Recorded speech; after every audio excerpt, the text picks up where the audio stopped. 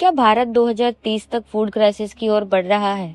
क्या 140 करोड़ लोगों का पेट भरना मुश्किल हो जाएगा? अभी सब कुछ सामान्य दिखता है, लेकिन असली खतरा चुपचाप बढ़ रहा है।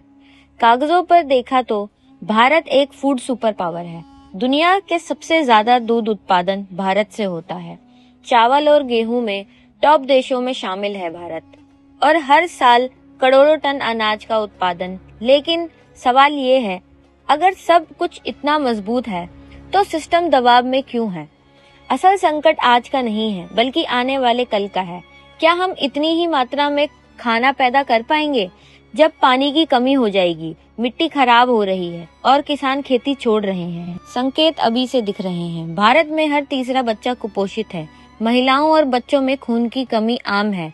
इसका मतलब समस्या सिर्फ खाना पैदा करने की नहीं, बल्कि उसे सही लोगों तक पहुंचाने की है। आपने महसूस किया होगा, टमाटर 200 रुपए किलो, तो कभी प्याज 80 रुपए किलो और दाल 200 रुपए के पार। ये सिर्फ शुरुआत है। भारत की खेती 3 चीजों पर टिकी है: जमीन, पानी और मेहनत। और आज तीनों कमजोर हो रहे हैं। खेती में 80% पानी खर्च होता है, लेकिन हम जितना पानी निकाल रहे हैं उतना वापस जमीन में जा नहीं रहा। हर साल पानी का स्तर नीचे गिर रहा है। दूसरी तरफ नए युवा खेती करना नहीं चाहते हैं। किसानों की उम्र बढ़ रही है, लेकिन अगली पीढ़ी पीछे हट रही है। अब मौसम भी भरोसेमंद नहीं रहा।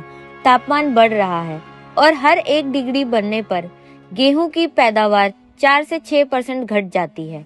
बारिश कभी ज्यादा, कभी बिल्कुल नहीं। एक ही साल में कई बाढ़ तो कहीं सूखा। पंजाब, जो भारत का अनाज भंडार है, वहाँ पानी हर साल 1 मीटर नीचे जा रहा है। जहाँ पहले 30 फीट पर पानी मिलता था, अब 300 फुट पर भी नहीं मिलता। हम किसान को अन्नदाता कहते हैं, लेकिन वही सबसे ज्यादा परेशान है। औसतन एक किसान परिवार की आय सिर्फ 10,000 के आसपास है। आधे से ज्यादा किसान कर्ज में डूबे हैं और हर साल 10,000 से ज्यादा किसान अपनी जान दे देते हैं। अगर यही हाल रहा तो 2030 तक आटा 70 रुपए किलो, दाल 200 रुपए के ऊपर, दूध 90 लीटर तक पहुंच सकता है।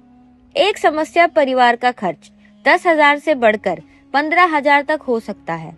और ये सिर्फ भारत की समस्या नहीं है। रूस यूक्रेन युद्ध या मिडिल ईस्ट का तनाव तेल और खाद की कीमत बढ़ाते हैं और सीधा असर आपकी रसोई पर पड़ता है। तो क्या भारत में खाना खत्म हो जाएगा? नहीं, लेकिन असली संकट होगा खाने की कीमत। खाना होगा, लेकिन हर कोई खरीद नहीं पाएगा। इस संकट को टालने के लिए पानी बचाना होगा, नई तकनीक अपनानी होगी, फसलों में बदलाव लाना होगा और किसानों को सही दाम देना होगा। और हम क्या कर सकते हैं? खाना बर्बाद कम करें, लोकल किसानों को सपोर्ट करें और धीरे धीरे खुद भी जागरूक बने। 2030 तक भारत अपने लोगों को खिला सकता है, लेकिन तभी जब हम आज कदम उठाएंगे। क्योंकि अगर सिस्टम टूट गया तो प्लेट खाली नहीं होगी, लेकिन उसे भरना हर किसी के लिए मुश्किल हो जाएगा। आपको क्या लगता है? हमें कमेंट सेक्शन में जरूर बताएं और ऐसी ही वीडियोस के लिए हमारे चैनल को सब्सक्राइब करें।